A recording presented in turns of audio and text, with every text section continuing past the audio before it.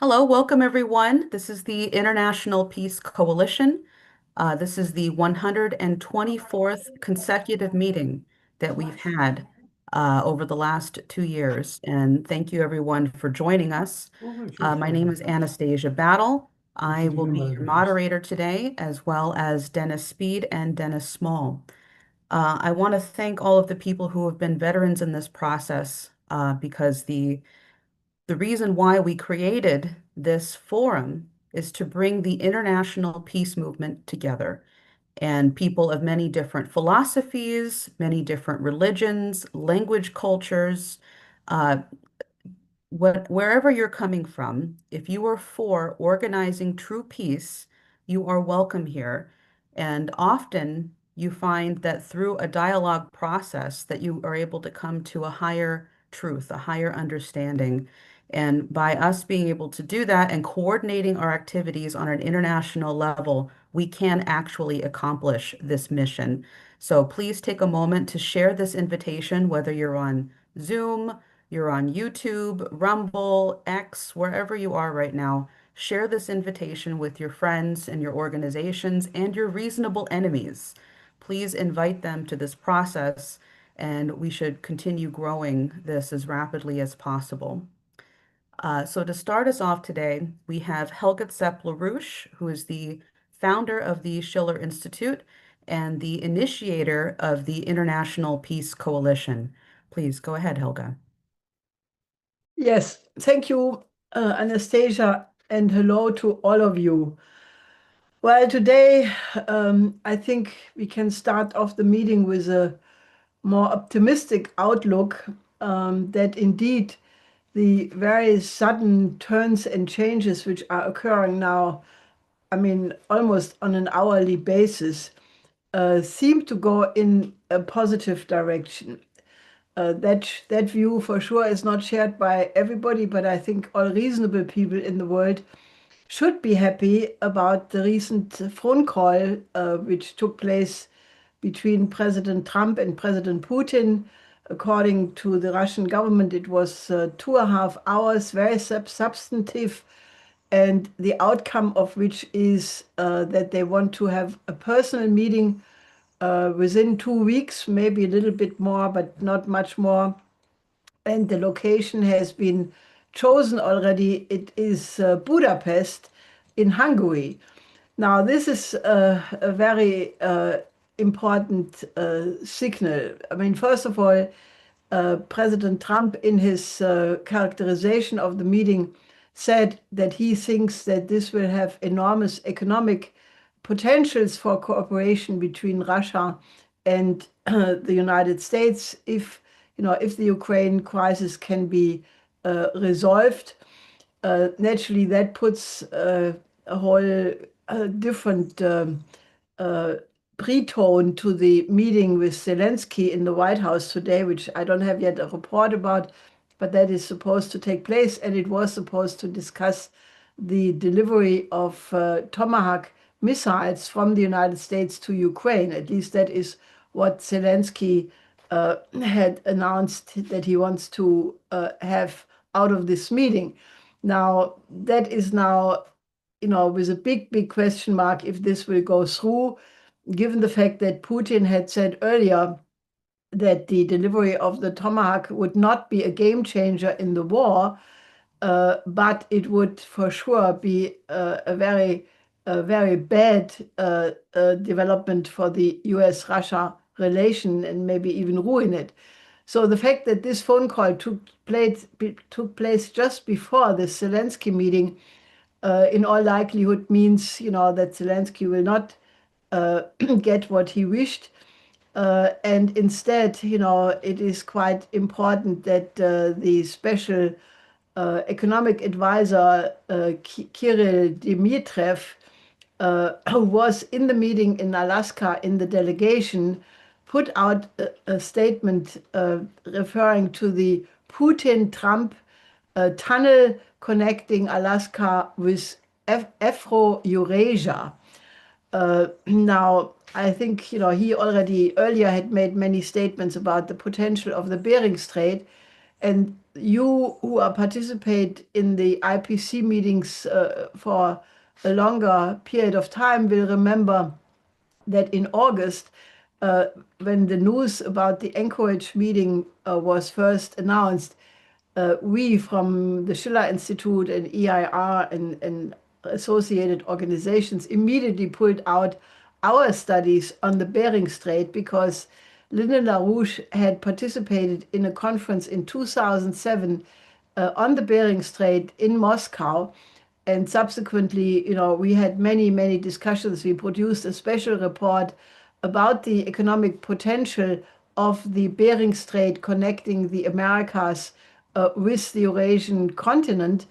And obviously, if you build a tunnel in the crossing the Bering Strait, which is about 70 miles, this would incredibly open up the vast economic and raw material and energy potentials of Russia's Far East, which has been the topic of the recent several Vladivostok economic forums, where many countries who are poor of raw materials, also from the global south, had been invited to co-invest and solve their raw material and energy problem by being part of such a multinational investment engagement, because obviously this is an area which is so vast that it is much too much for one country, at least for a long, long time to come. So this would really be an incredible boost to the world economy. And it seems that, the Trump team is fully aware of it. Kirill Dmitriev wrote in the same message that due to modern technology, the cost to build such a tunnel, which would take about 6-7 years, would be reduced to only $8 billion, which, in modern times terms, in money terms, is the proverbial peanuts, given the fact that the return would come very quickly, and the cost would basically pay for itself by linking up the continents in such a way, opening up the territory of Alaska and Siberia for economic development. So this is very, very good news. And Putin immediately afterwards called Prime Minister Orban from Hungary, who had offered Budapest to be the city of peace, in that way competing with Bratislava from Slovakia, who also wants to be the village of peace. But I think the two countries can cooperate very well. This is very significant because that this conference will take place in Europe, hosted by Hungary, which is a member of NATO and a member of the European Union, and that way brings back the idea to the European continent that diplomacy is the way to resolve conflicts. This is a very important message, and I can only hope that all the willing coalition of the willing who have been deaf to the idea of peace and negotiation and diplomacy will have no other chance than to recognize the fact that if these forces all are moving in the direction of diplomacy to resolve the Ukraine crisis, it will work, and it will, basically, make their efforts to continue the war pretty futile. So I think this is really good news, and I think it is also very clear that the momentum which was created by President Trump in bringing about the Gaza peace agreement, his 22-point plan in collaboration with some of the Arab countries, Egypt, Qatar, the Emirates, and with support of others like Turkey and so forth, that momentum has basically carried over into the resolving of the Ukraine situation. Now, obviously, just to restate it, the fact that the more than 2-year war in Gaza has been ended is a good news and a very, very important breakthrough. Now, obviously, not all problems are solved, by no means at all. The issue of the dead bodies of the hostages is being played up big, blaming Hamas that they are not agreeing to the agreement or not doing what the agreement said. But naturally, everybody who looks at it in an objective way can imagine that dead bodies which are buried under an unbelievable mountain of rubble cannot be identified so quickly. I mean, many of the Hamas people who were in charge of knowing where they were killed or buried are dead themselves. The Gaza population has no equipment to unearth this rubble. I mean, this is a very, very huge problem. So now I think other countries are bringing in equipment to help them to basically unearth the rubble and find these bodies. But that, in the large picture, should be regarded as a relatively minor problem, which I think is just one of the things which have to be solved. Likewise, the reports that supposedly Hamas killed some gang leaders who were robbing the food supplies and energy, oil, and apparently Hamas shot some of them, to which President Trump said he doesn't care much about it because these people were robbing from starving people. So these are obviously worrisome developments, but they should not basically stop the larger picture, which remains worrisome. I'm not belittling the problems, especially the fact that the report that Marwan Barghouti was beaten unconscious in the transfer from one prison to another is extremely upsetting, and that the relatives said that they fear for his life should really lead to an engagement and a mobilization of everybody in the international peace movement to try everything to put the limelight on it and demand the release of Barghouti instantly. But we have taken overall the approach that this development, which has some important elements in it, the only way how we can be sure that it will lead to a steady and permanent peace is if we apply the principle of peace through development. And that is why yesterday we published a very, very important interview which I conducted with Ambassador Hassassian, who is the Palestinian ambassador in Copenhagen, and who gave the fullest possible endorsement to the Oasis plan. That is the plan which was originally created by my late husband, Lyndon LaRouche, in 1975. It is the idea that you need to create much more large amounts of fresh water in the region, because the region is a desert from the coast of the Atlantic in Africa all the way through the Sahel zone, the Sahara, the Saudi Peninsula, Iraq, Iran, into China. The northeast of China is a gigantic strip of desert, which is growing by every year it's expanding. And to make conditions livable, you need to have lots of water.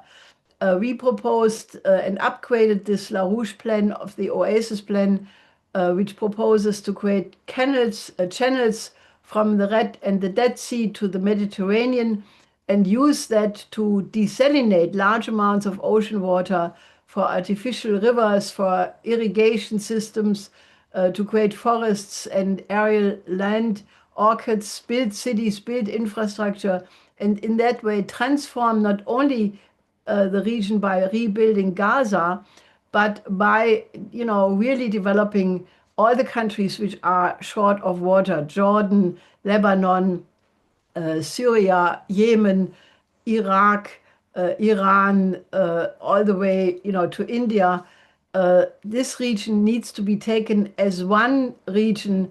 And the obvious precedent is the ancient Silk Road, when the Middle East was the hub of the connection between Asia and Europe and Africa, and the ancient trade routes provided not only goods, but technologies and an increase of living standard for all participating countries. Now, that model of the ancient Silk Road is today eminently possible with the Belt and Road Initiative and the rapprochement which has been created among, for example, Saudi Arabia and Iran through the mediation of China. There are all possibilities to put on the agenda a regional development proposed by the Oasis Plan, for which we had already several conferences of the IPC, the Schiller Institute, and on the Schiller side you find a list of endorsers, international prominent personalities who have given their name to this effort. So this is why, we made this interview. Ambassador Hassassian fully endorsed that is the way to create peace in the region. And I would ask all of you, take this interview, download it, or send the link to as many people as you can on all channels.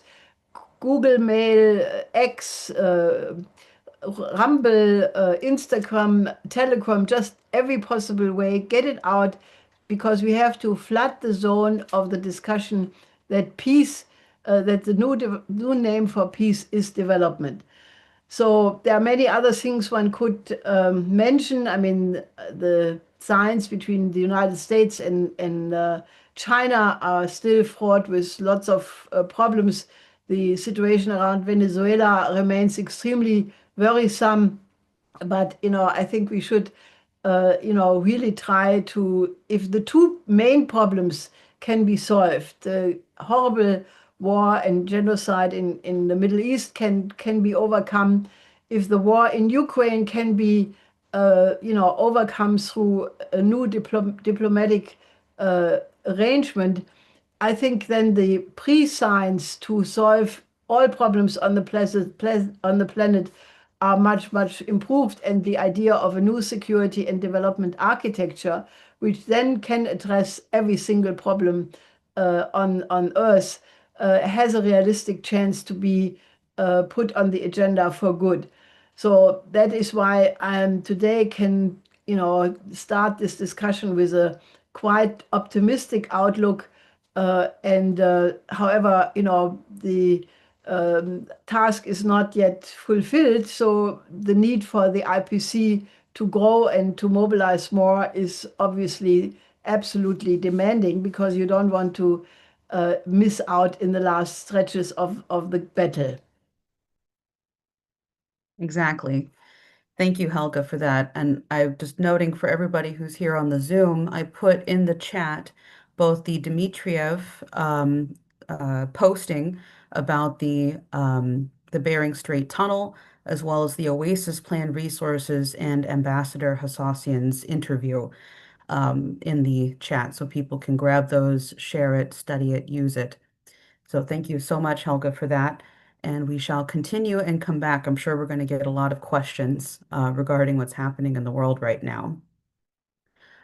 So next, we'll continue with Ali Rastbeen. And I apologize if I'm not pronouncing your name correctly. He is the director of the Académie Géopolitique in Paris. And thank you so much for joining us and providing your expertise for the discussion today. Please go ahead. Bien, merci beaucoup de votre attention particulière.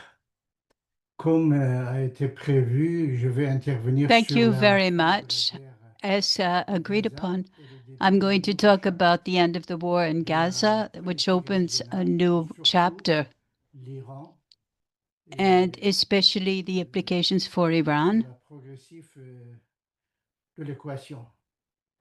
in this Nous equation. vivons actuellement dans un We're, moment décisif we're living in a l'histoire crucial contemporaine moment au of Moyen-Orient. contemporary history in the Middle Ce East. qu'on appelle aujourd'hui What we call la today fin de la guerre de the Gaza end of the war in n'est pas Gaza is seulement un not cessez-le-feu only ou une that. pause dans les violences. It's not only the end of the violence. Le In début truth, d'un nouveau chapitre it de la is the politique. the beginning of a new chapter in une history, transformation majeure of a major transformation on a regional des rapports scale. de force entre l'Iran The confrontation between Iran, Israel, et les the États-Unis nations, Arab sont nations, en and the train de United changer States profondément. are changing Un accord profoundly. global a été signé A global agreement was signed between the Hamas and Israel grâce à des négociations under menées the à Doha, negotiations carried out in Doha Washington.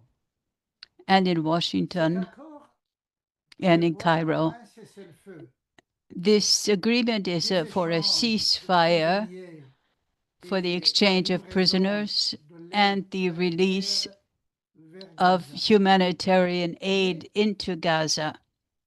Le fait But manquant what's d'un missing, véritable tournant, c'est que l'Iran the real turning point is that Iran did not play any role in it. c'est la première fois depuis This des is the décennies first time in decades that an agreement on a regional level was formed without les Iran. médiateurs principaux sont désormais The main mediators are, from now on, Qatar, Egypt, les trois and États Turkey, qui privilégient the three la diplomatie countries that carried out the et les diplomacy, intérêts économiques stability for plutôt que la economic confrontation reasons, économique. instead of confrontation, to have that Nouvelle dominate. logique s'installe. Under this new logic, La médiation remplace mediation la has résistance. replaced resistance. Cette évolution vers la diplomatie It's a change where diplomacy, la réponse est positive. and from that standpoint, the answer is positive, but it will depend mainly on the capacity of the regional actors Un équilibre to maintain a la balance sécurité et la between justice security pour les Palestiniens. and justice for the Palestinian people. Même le Hamas semble avoir compris Even ce Hamas seems to have understood that. il a In a remercié communiqué, Qatar, the Hamas la thanked Turquie, Qatar, l'Égypte, Turkey, and mais Egypt, aussi Donald but Trump also pour son rôle de others facilitateur. for their role as mediators. C'est un geste très This symbolique. is a very Le symbolical Hamas gesture. ne parle plus le The langage Hamas de la guerre is not sainte, speaking mais of celui de la the language of a survie holy politique. war, but of Après diplomacy. des destructions massives de After 2023, the massive le mouvement destruction, a perdu ses capacités militaires et this movement, the Hamas, has lost much military and human capacities politiquement and has decided to resist politically non plus through negotiation and not through en se weapons. rapprochant de pays arabes modérés. By moving closer to the moderate Arab countries, it's detaching itself slowly from Le Iran. rôle de Donald Trump et plus largement de Washington And dans this cet accord is moving toward Washington. The role of Washington in this agreement is revealing. changement. In spite of all the Décisions changes, clés passent encore the key decisions still et go pas through the United States and not en through s'appuyant Tehran. sur les accords d'Abraham. If we think of the Abraham agreements, Réactiver un they axe reactivated arabo-américain an basé sur la Arab-American stabilité axis based on stability and economic interests. que le Hamas The fact that Hamas has recognized the mediating role le centre de gravité du pouvoir shows that the régional center of gravity regionally est-ce que has changed. cela signifie un retour Does this mean a de return l'influence américaine to the American influence in the region? Yes, is the answer. But in a form more indirect, more of a partnership, where the regional actors take the responsibility for regional stability. For Israel, this agreement is also political. The Netanyahu government is very limited, but it can present itself as an architect of the release of the hostages and of the end of the fighting. But especially the government managed to isolate the question of the hostages from Iran. And Qatar played a role in this process, and they took over the mediation with the United States. So Doha, Ankara, and Qatar have formed a new diplomatic troika, which is redrawing the map of the Middle East. However, Iran has remained silent.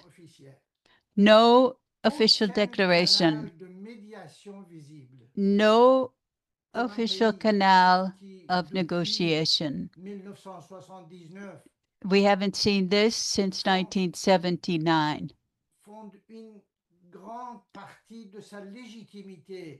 And this formed a large part of its legitimacy.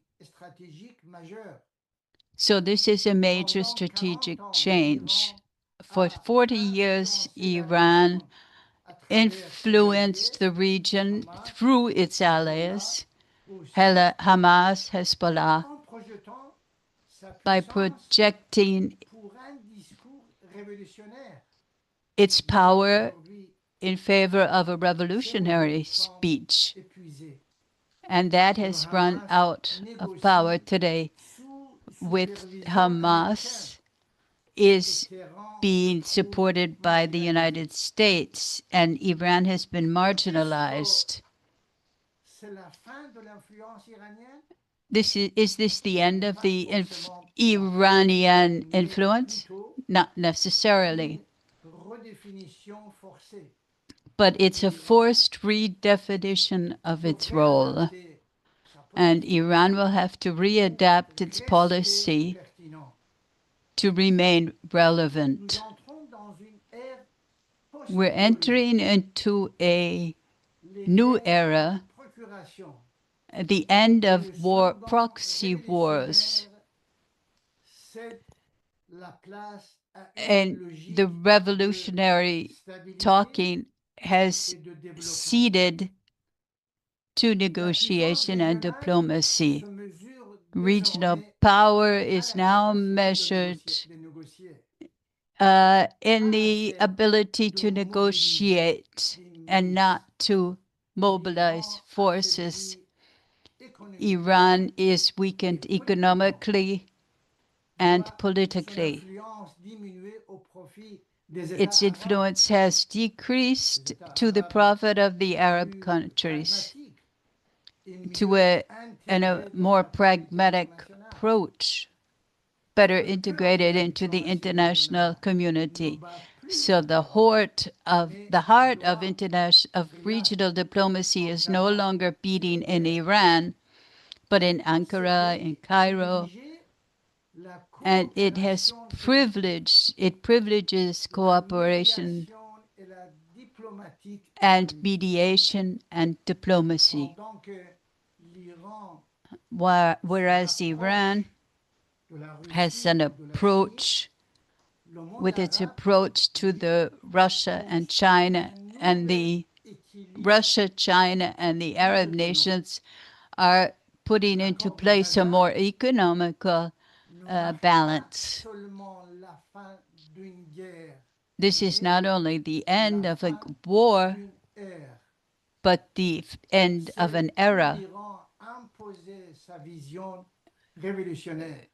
So Iran cannot impose its revolutionary view.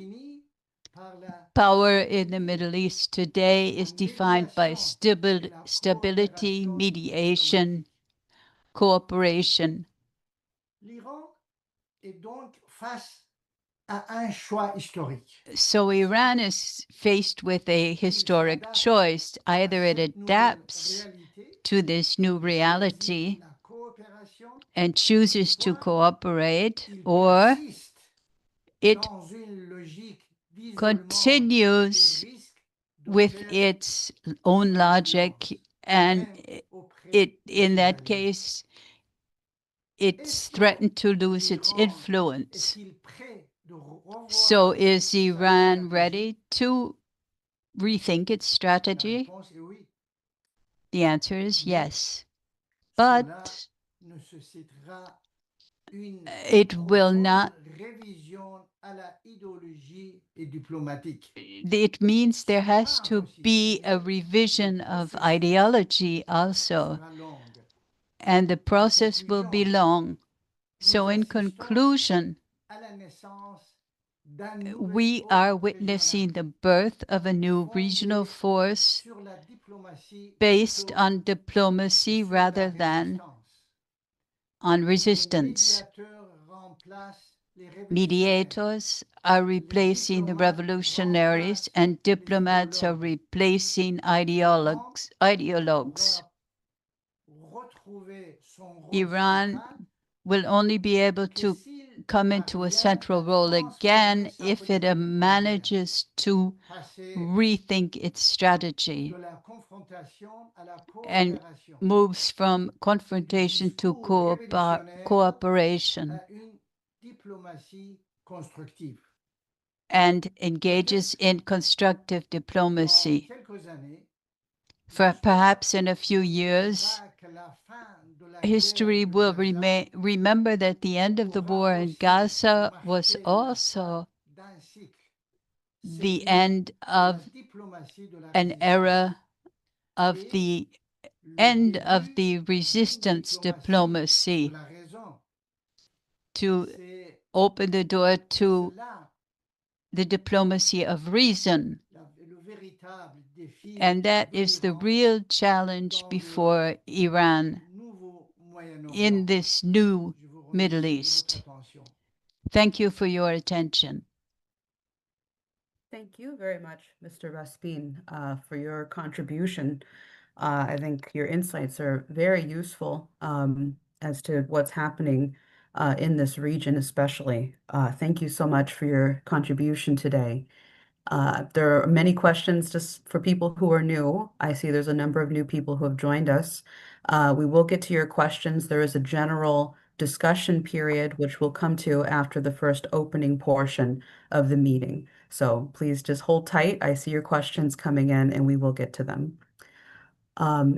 Okay, we shall continue with our agenda. Next, we're going to continue and introduce Mossi Raz, who has been on many times on the International Peace Coalition. We're very appreciative of you joining us. He is a former Knesset member and former Director General of Peace Now in Israel. Thank you so much for joining us today, Mossi Raz. Please go ahead. You have the floor. Thank you, Anastasia.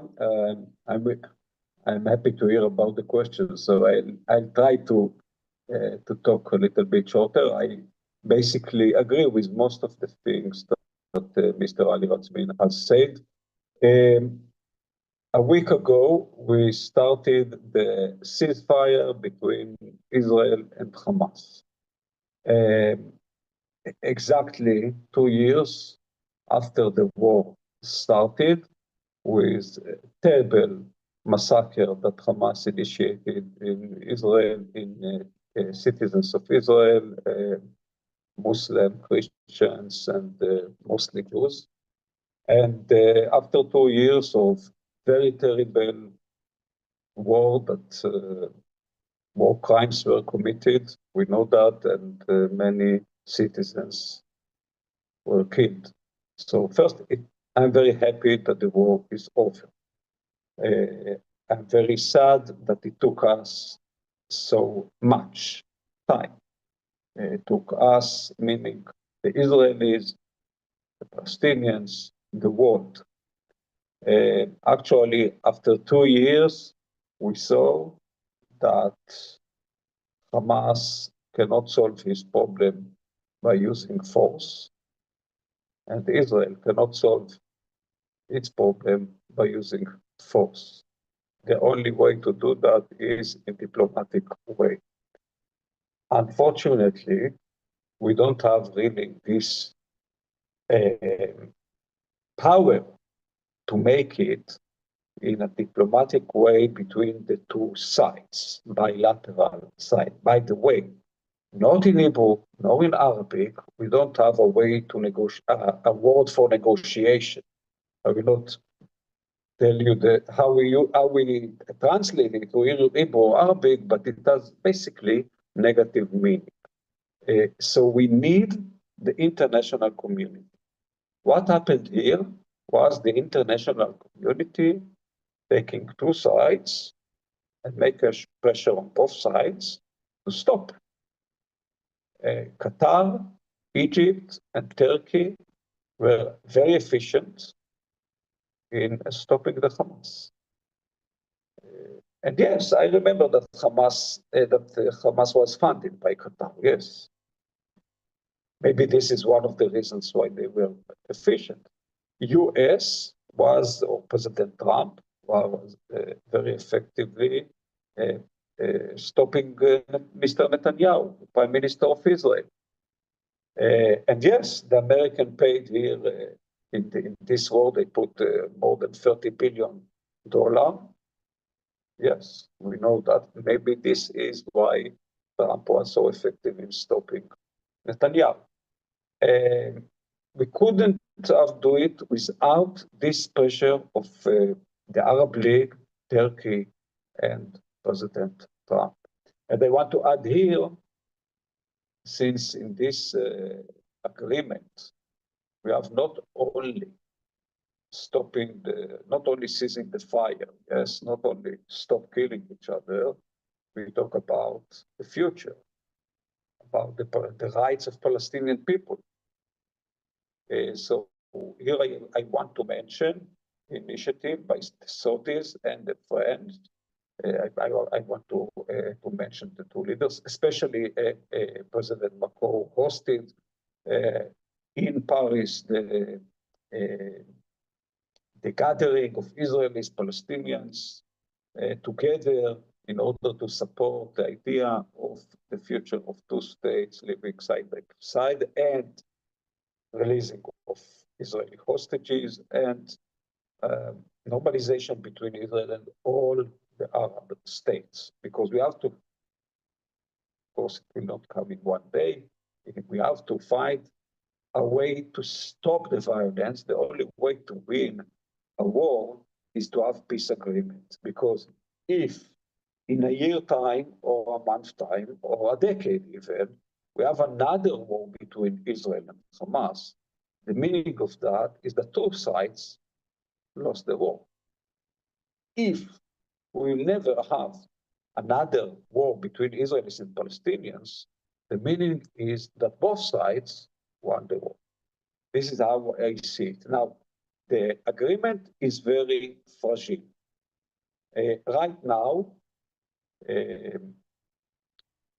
there is a kind of misunderstanding in both sides, and it might be even deeper in the future. In the Palestinian side, they say, okay, we talk about ceasefire. There were some incidents that people were killed. In the Israeli side, they said the Hamas had to make effort to release all the dead hostages, but Hamas hasn't done it.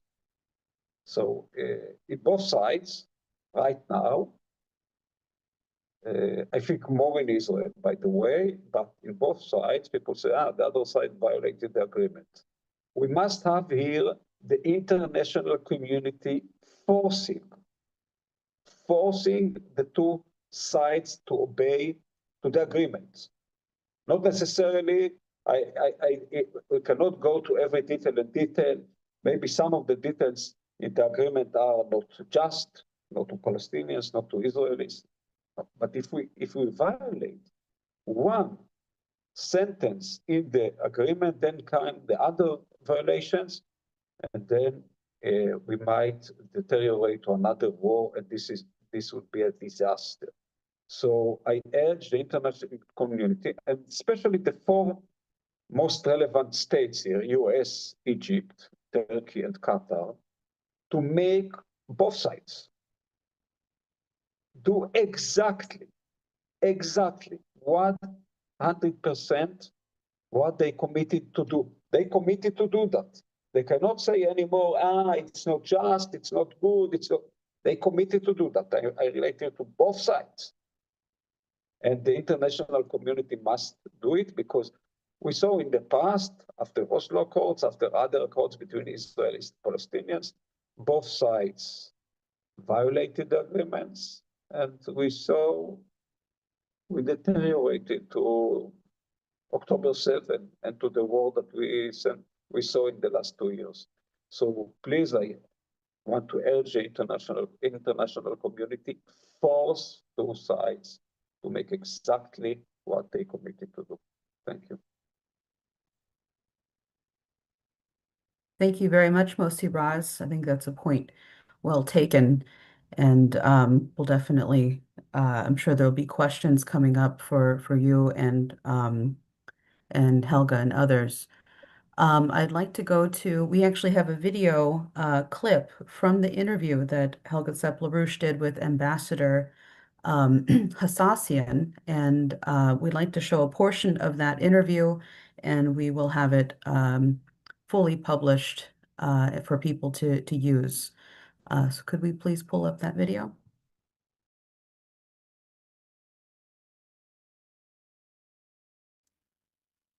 Hello, Ambassador Hassassian. I'm very happy that you find in this very crucial moment the time to give us an interview. Obviously, the whole world was extremely happy and relieved when the 20 hostages were relieved, and I think altogether 1,700 Palestinian prisoners. So my first question to you is, do you think this is the beginning of a peace, or do we have to worry, is this just a pause and the fighting will resume? Please tell us what your view is. First of all, I think, it is a breakthrough after 2 years to have this war stopped. And it seems that President Trump has flexed muscles on Israel to accept the ceasefire. Of course, those who were trying to broker the peace between Israel and Hamas have bore fruition. So from the outset, I would say that this has been a relief, first of all, for the people of Gaza to stop this carnage and the killing and to stop the destruction and flattening of Gaza. So the people in Palestine are relieved from this war, and they believe that, this might start a new era in the Middle East where peace is possible after so many years of conflict and after so many destructions and what have you. Now we have reached a point where the only resort to solving the Palestinian-Israeli conflict is through peace negotiations, because both parties have understood the repercussions of such wars, and Israel spared no moment in keep on using military force in succumbing the Palestinian demands for self-determination. Now they realize that military solution is no solution. We need to go back to the table of negotiations and try to flush out first the details of the peace the peace deal of President Trump, and then how can we move forward in achieving a comprehensive peace in the Middle East by the implementation of Palestinian self-determination and the formation of our independent Palestinian state. So this is the beginning and the prelude of a bigger picture in the Middle East, where everybody knows now that the military conflict, in our part of the world, is the essence of insecurity, is the essence of instability in the Middle East region. And to address this question, there must be real concerns by all the parties, by the stakeholders, let alone Israel, should understand that they cannot continue with the occupation. That occupation has to end, and Palestinians should have their inalienable right to self-determination and the formation of their independent Palestinian state on the 1967 borders, as it is legitimized by the international community and by UN resolutions. Well, I think the plan which was negotiated between the team of President Trump and various Arab governments, Egypt, Qatar, and so forth, it looks very promising. But I think that I personally think, and the Schiller Institute thinks, that this is a very precious moment to really cause a fundamental change in the whole dynamic. As you know, and you participated in some of our conferences on the idea of changing the parameters in the entire region, not just Israel, Palestine, but to transform the desert into a green area of forests, of agriculture, by putting the Oasis plan, which was conceived by my late husband, Lyndon LaRouche, already in 1975, and which we have actualized in the recent period, that this is now the moment to put the Oasis plan on the agenda. And I personally think that, given the fact that the neighbors of Israel are acutely aware that, something has to be done to cause a steady basis for peace, how do you see the chances that the Gulf Cooperation Council, the OIC, the Arab League, and such organizations would be willing to consider the Oasis plan at this moment? I think this is the right time for your organization to push forward and to market the Oasis plan, because as I said earlier, and in several occasions, I boosted the Oasis plan as a prelude towards economic development, towards infrastructural development. I think this is a recipe which is ready for international donors and stakeholders to use in the process of the national reconstruction and the infrastructural development of Gaza. I think this is the time to market the Oasis plan, to be factored in by those who are going to be involved in the reconstruction of Gaza, as a plan that could help with other plans, merging them together and being a major partner in that developmental process. So the Oasis plan now is becoming more and more visible to stakeholders, to factor it in any process of development in terms of infrastructure and what have you. So I think this is the opportune moment for your organization to play an imperative role in trying to have a piece of that development, and by being more active in trying to reach those donor countries that already have vowed basically to put in the reconstruction of Gaza. And this is the ample time given to you to promote that kind of a plan, which has been, around maybe, excuse me if you can tell me, 3 or 4 decades now. So it's not something new. It's something that has been tested and tried and had been successful. So why not now also using the Oasis plan as part of this redevelopment or the reconstruction of Gaza that has been unfortunately flattened. 80% of Gaza is flattened now. And this is the time where such models of development should be factored in any kind of future plans of reconstruction and development in Gaza?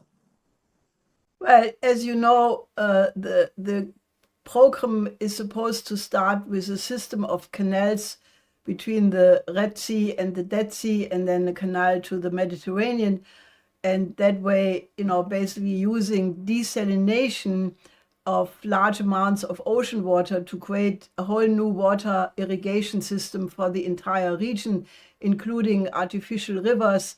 And eventually, it is not only supposed to be for the reconstruction of Gaza, but it's a vision whereby the entire region, actually from India to the Mediterranean, from the Caucasus to the Gulf, could be transformed. And, in a certain sense, this region already was the hub of the ancient Silk Road, and in that way connected Asia and Africa and Europe, and it could take that role again. So what is your view on this? Well, I understand what you're saying, and I think, governments should be involved in this process, because it's not something that is a private thing to be done with a company. So I think, this is a long-range project that has been, tested already, and there should be more elaboration on the Oasis plan, and to put it in a way when it is going to be marketed for Gaza as a specimen, that, all what you have mentioned now is so important that the benefits won't only go to the Gazans and to the Palestinians, as much as the region in itself will be transferred to another level of trying to create a certain kind of communication, let alone the ties in terms of, having trade relations.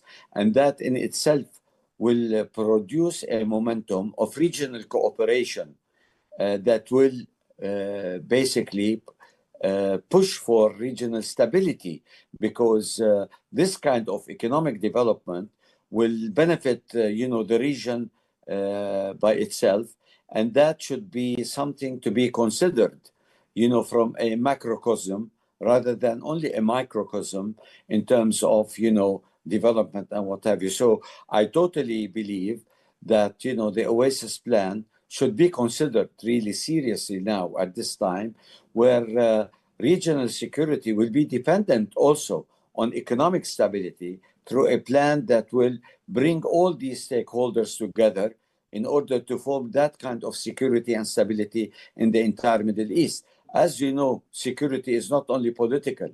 The major trump card here is the economic stability, the economic cooperation that would lead also to political stability in the context that we see if people, both Israelis, Palestinians, and the region in itself now, I think, should be ready for a new dawn in the Middle East that is only based on the synchronization of the political stability, as well to be catalyzed by the economic stability through a plan that is sound economically and that will bring benefits for all the stakeholders in order to entrench stability once and for all in this long conflict of the Middle East that has been going on for the last 10 decades now.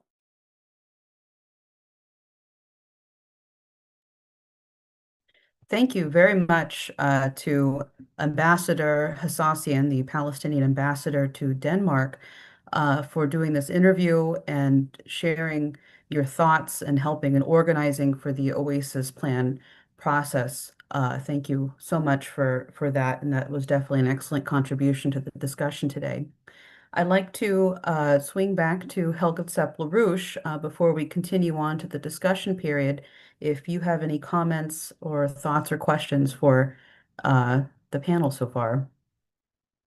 Well, I think what was said is extremely interesting and gives food for thought to Mr. Rastbeen.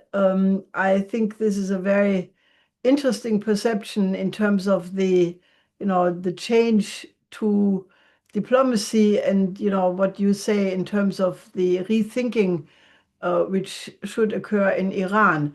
Now, I think that is definitely a very important angle from which to look at. And, what Mossi Raz, you have said, that the international community must force both sides to adhere to the treaty.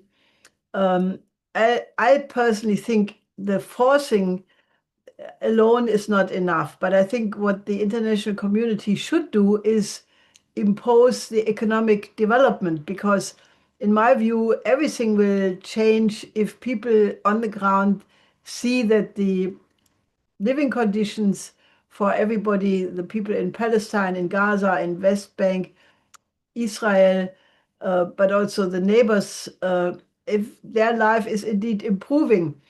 And, I have a question to all of you, I mean, the previous speakers.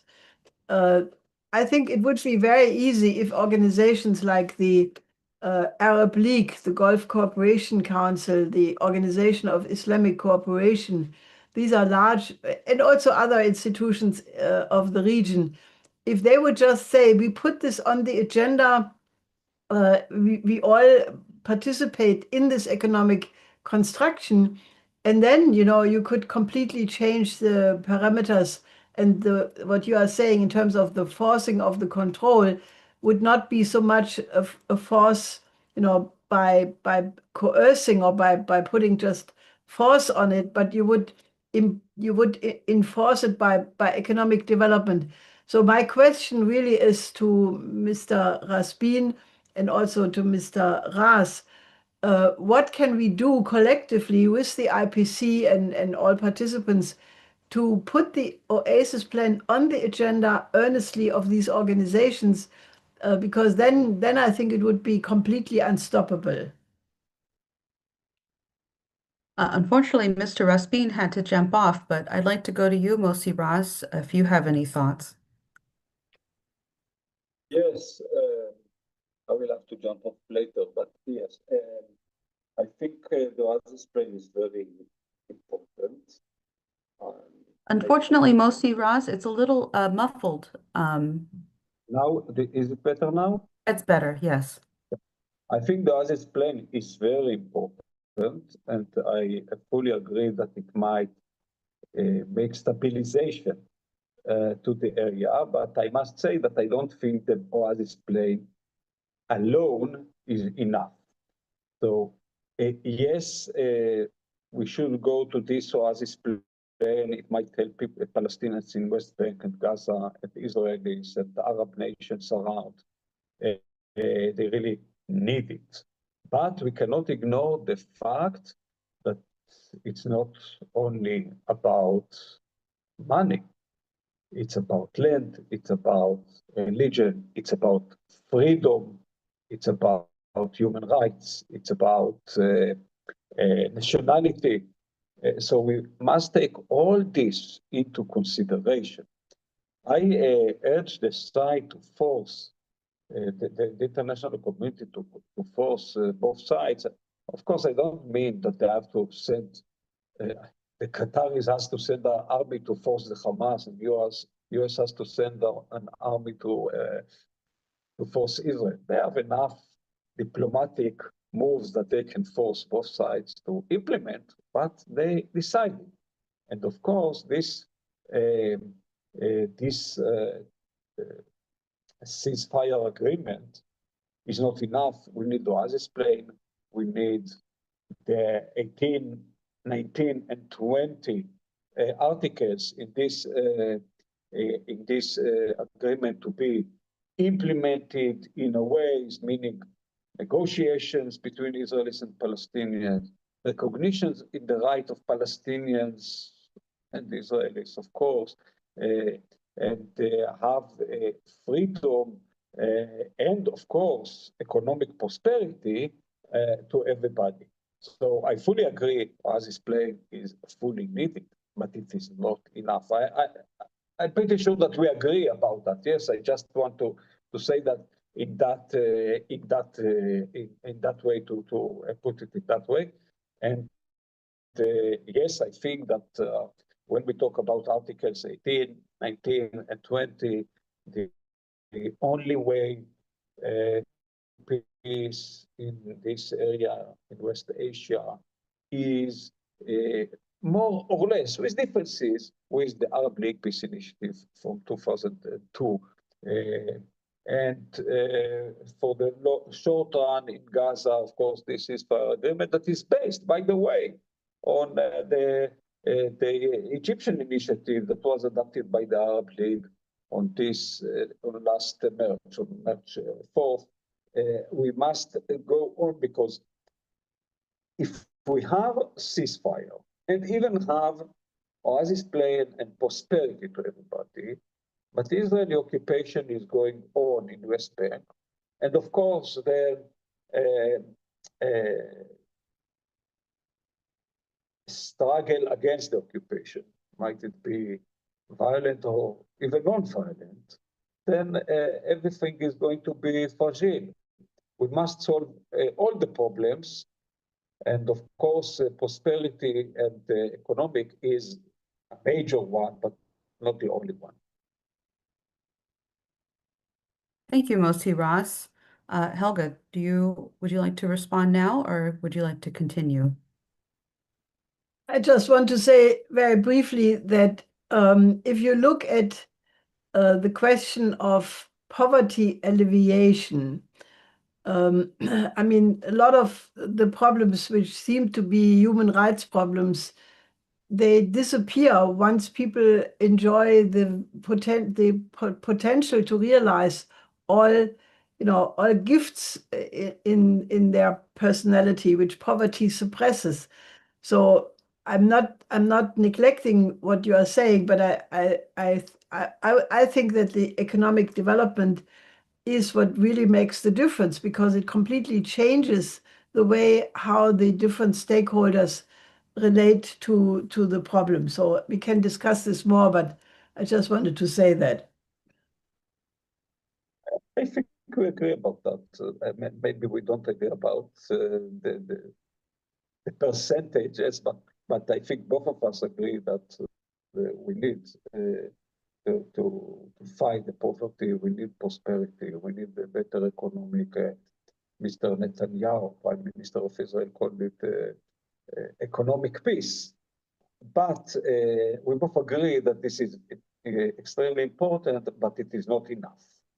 Like every stone alone is not enough. Freedom alone is not enough, because you need oasis plan. You need everything together.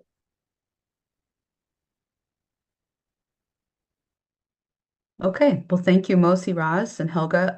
We're going to continue on to the discussion period. I see people are already raising their hands. We already have questions that are submitted in the Q&A section. I'm just going to make the general announcement so we can transition to the Q&A portion. For everyone who is on YouTube, X, Rumble, wherever you are, wherever this is being broadcast, you must be registered in order to participate during the discussion period. You can do that by going to the schillerinstitute.com website, and right on the top of the page, you will find a RSVP landing page. Just register on that landing page. You'll receive the link, the Zoom link, and get yourself registered, and you can hop on and be part of the discussion period. And with that, Dave, please let me know when we have cut the stream.